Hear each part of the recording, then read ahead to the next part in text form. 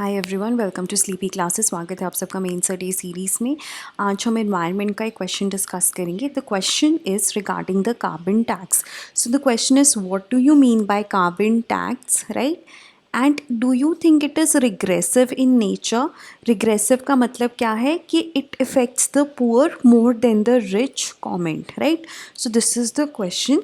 What do you understand by carbon tax, and do you think it is regressive in nature, that it affects the poor more than the rich comment, right? So if we look at the structure में पहले आप introduction में बताएंगे कि carbon tax होता क्या है और ब्रीफली इंडिया में कैसे प्रेजेंट है, वो इंडिया में कैसे रेलिवेंट है वो carbon tax, right? Then you will tell explain that कैसे वो रिग्रेसिव है, because the main part of the question यही है, आपसे यही पूछा गया है कि क्या वो रिग्रेसिव है कि नहीं, ठीक है? उसके बाद आप बता दोगे ठीक है वो रिग्रेसिव है, ठीक है? उसके कुछ एस्पेक्ट्स हैं जो रिग्रेसिव हैं कि वो पुअर को ज़्यादा इफ़ेक्ट करते हैं, लेकिन एट द सेम टाइम उसके बेनिफिट्स भी बहुत हैं, right? You will tell about the benefits and then finally way forward and conclusion. तो ये रहेगा हमारा structure. Now moving on to the first part of the answer, that is the introduction, that is what is carbon tax. ठीक है, अब carbon tax क्या है? A tax which is based on the greenhouse gas emissions generated from burning fuels. ठीक है, अब जब आप फ्यूल्स को, चाहे वो कोल हो, चाहे वो पेट्रोल हो, चाहे वो नेचुरल गैस हो, जब ये वाले कार्बन बेस्ड फ्यूल्स को आप बर्न करते हैं तो ग्रीन हाउस गैस एमिशंस होती हैं, ठीक है? अगर उनके ऊपर टैक्स लगे, so that is what is known as carbon tax, right? ठीक है, ओके. सो अब जो कार्बन टैक्स है that was first introduced by Finland in 1990. Finland में सबसे पहले इंट्रोड्यूस हुआ था, उसके बाद स्वीडन फॉलोड सूट, और अभी तो कुछ कंट्रीज़ में ये एग्जिस्ट करता है. It has seen the carbon tax has seen a growing interest in the recent years around the world, right? उसके बाद now it is considered by some countries जिसमें ये है carbon tax exist to be an effective, transparent and low cost means of inducing carbon abatement, कि आप जो carbon की emissions हैं उनको कम करने के लिए it is considered to be an effective, transparent and low cost means, right?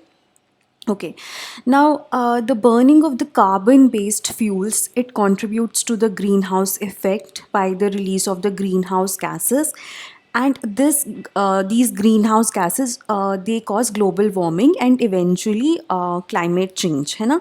तो अब कार्बन टैक्स फ्रेमवर्क में क्या है, जो ये एमिशंस हैं, ये जो ग्रीन हाउस गैस एमिशंस हैं ना, इनको एक नेगेटिव एक्सटर्नैलिटी माना जाता है, ठीक है? A cost not taken into account by the existing market prices.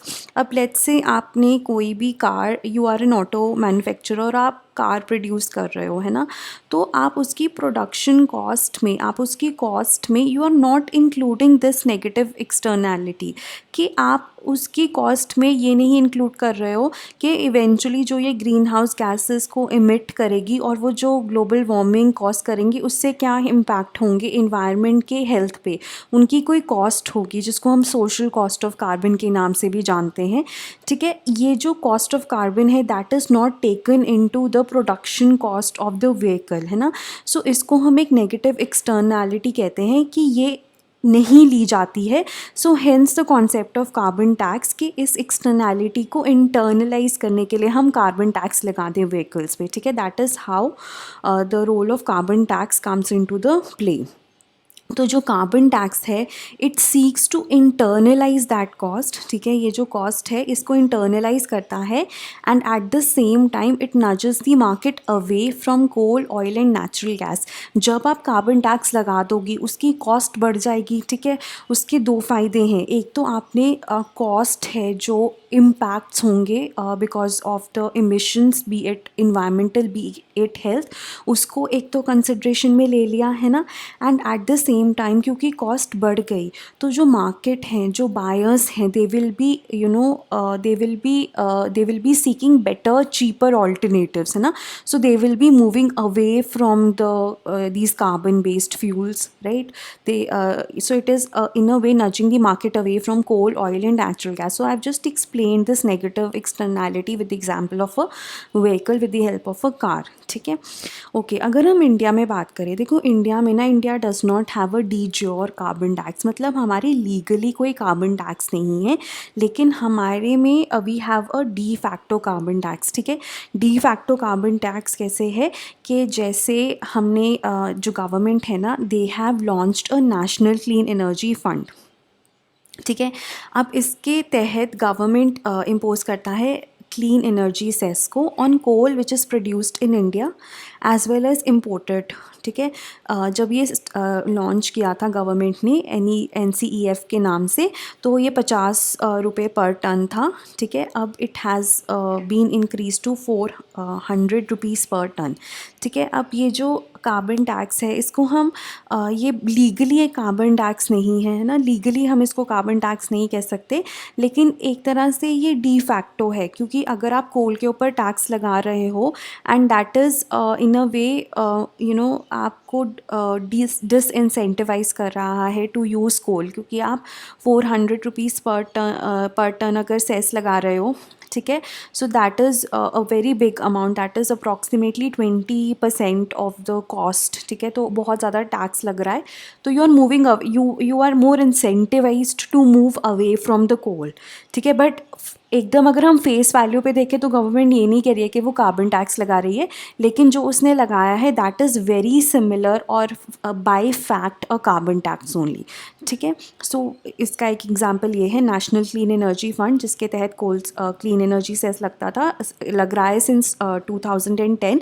पहले ये 50 रुपये था, फिर 200 रुपीज़ पर टन हुआ, अभी 400 रुपीज़ पर टन है. और ये जो सेस है, अब ये इन्वायरमेंट के किसी इन्वायरमेंट की किसी काम में, जैसे to adapt to climate change, to build infrastructure, उसमें यूज़ नहीं हो रहा है. अभी it is used for the GST compensation fund है, जो स्टेट्स को कॉम्पनसेट करने के लिए in case they suffer a loss due to the imposition of GST, तो उसमें यूज़ हो रहा है. लेकिन सिंस ये कोल पे लग रहा है तो हम इसको डी फैक्टो कार्बन टैक्स कह सकते हैं. ठीक है. और उसके बाद एक्साइज ड्यूटी लगती है on petrol and diesel and road and infrastructure cess लगता है. ठीक है. So these are a type of carbon tax. ठीक है. But these are not de jure carbon tax. ठीक है. तो इंडिया में एज सच कार्बन टैक्स नहीं लगता है. हम कह सकते हैं इम्प्लाइड वे में, आप इसको इम्प्लिसिट वे में कह सकते हो. इम्प्लिसिट वे में we have carbon tax, explicit way में नहीं है.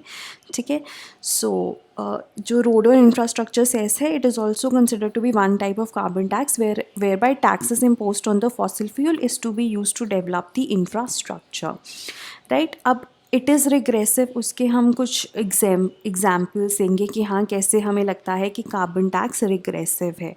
अब देखो, जैसे जो कोल से इसका ही अगर हम एग्जाम्पल ले लें, so it was introduced a few years ago and it is 400 rupees per ton, almost 1/5 of the cost of mining coal. ठीक है. Which is like a 20% carbon tax. ठीक है. तो जो भी कोल के ऊपर लग रहा है दैट इज़ 1/5 और 20% टैक्स लग रहा है. ठीक है. अब ना, India has become one of the most expensive places to produce coal fired electricity. ठीक है. क्योंकि बिकॉज ऑफ द सेस, और जो ये इलेक्ट्रिसिटी है ये पुअर को ज़्यादा बर्डन करती है than the rich. Right. So that is why this, just an example that how this carbon tax is regressive in nature. Okay. And any rationalisation of coal pricing, कि अगर आप coal pricing को change करते हो, it must take into account the implications for power prices also and hence access to energy for the poorest in India. ठीक है. अब देखो, आप अगर कोल सेस लगा रहे हो, ठीक है, you might call it a form of carbon tax, कि यू वांट कि कार्बन बेस्ड फ्यूल से लोग दूर जाएं. बट उसके कारण क्या हो रहा है, जो कोल बेस्ड इलेक्ट्रिसिटी है वो भी महंगी हो रही है और उसके कारण पुअर के ऊपर बर्डन ज़्यादा आ रहा है. Right, proving that it is regressive. उसके बाद जो पेट्रोल एक्साइज है ना, जो पेट्रोल पे एक्साइज ड्यूटी लगती है, that has also gone higher and even diesel excise. ठीक है, so India is one of the highest is one of the countries which imposes highest taxes on the petroleum products and that hurts the poor. तो जब diesel के prices बढ़ते हैं तो diesel transportation में use होता है ऑफ द जो रोज़मर्रा का सामान है, वेजिटेबल्स, फ्रूट्स, उसकी वजह से इन्फ्लेशन आती है। इन्फ्लेशन ऑब्वियसली पुअर जो लोग हैं उनको ज़्यादा इफेक्ट करती है, so it will also effect the poor. ठीक है, transportation it holds the key to the Indian economy and imposing a carbon tax it would take a heavy toll on movement of products of almost all industries and will affect the obviously economy को effect करेगा and it will affect the people in informal sector more। ठीक है, इसमें आप inflation का example भी दे सकते हैं। ठीक है, but at the same time हम कार्बन टैक्स के कुछ बेनिफिट्स भी बताएंगे।